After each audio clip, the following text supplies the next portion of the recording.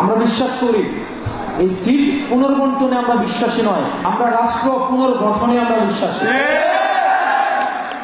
সুতরাং যারা এই সিটের পুনর্বন্টন নিয়ে আপনারা আলাপ আলোচনা করছেন ব্যাকডোরে, বিভিন্ন রাজনৈতিক দল তাদের পেইড কিছু জার্নালিস্ট আছে, তাদেরকে দিয়ে নিউজ করাচ্ছে।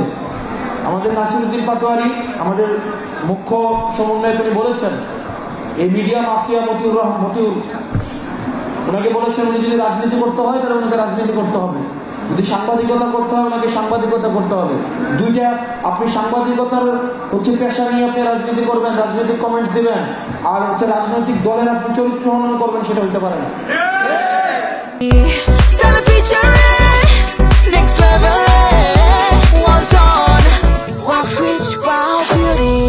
এনসিপি কোনো জোটে বিশ্বাসী নয়, তবে আমাদের সাথে যদি কেউ আসতে চায় সংস্কারের প্রশ্নে আমরা তাকে জোটে নিব। যারা গুলি না খাইতে চান, সারা বাংলাদেশে, আপনারা এই অস্ত্রের রাজনীতিতে, পেশি শক্তির রাজনীতিতে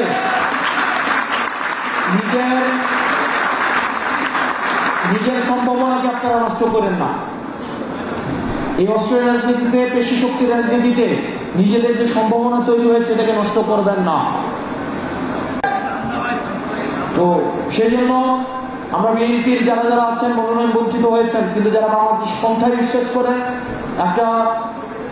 যারা এই 24 পরবর্তী বাংলাদেশ পুনর্গঠনে যারা আপনারা দায়িত্ব নিতে চান, আমরা তাদেরকে আমাদের এনসিপিতে ওয়েলকাম জানাচ্ছি।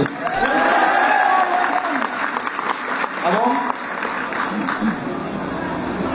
কে জিতবে কে হারবে নির্বাচনে সেটা মুখ্য না, আমরা চাই জনগণের ভোট নির্বাচনে যেন জিতে যায়।